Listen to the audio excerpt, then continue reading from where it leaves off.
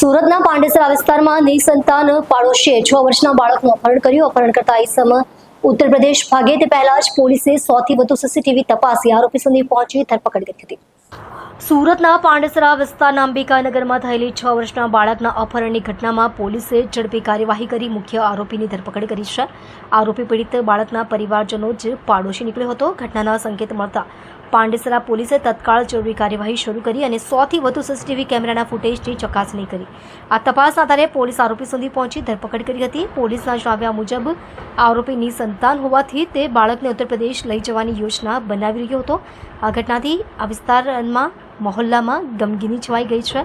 પોલીસે આરોપીને ગણતરીના સમયમાં જ પકડી લીધો હતો, જેથી લોકોમાં પોલીસ કાર્યવાહી પ્રત્યે વિશ્વાસ વધ્યો છે.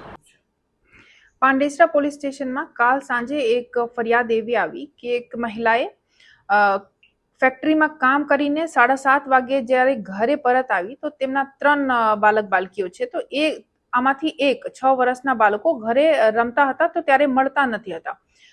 જે એમને ખબર પડી તો આ આજુબાજુમાં તપાસ કરી અને બાળક નથી મળી આવતા એ તરત જ પોલીસ પાસે પહોંચી અને પોલીસ તરત જ સ્ટાફની ટીમ બનાવી ક્રાઇમ બ્રાન્ચની મદદ લઈ આ બાળકની શોધખોળમાં લગી ગયા અને આ બાળકને અપહરણ કરીને લઈ ગયા પુરુષ સાથે સુરત સેન્ટ્રલ રેલવે સ્ટેશન પરથી ગણતરીના કલાકોમાં આ આરોપીને બાળક સાથે પકડીને લાવ્યા પછી આરોપીને અરેસ્ટ કરી લીધા છે અને આગળની કાર્યવાહી અત્યારે ચાલુ છે.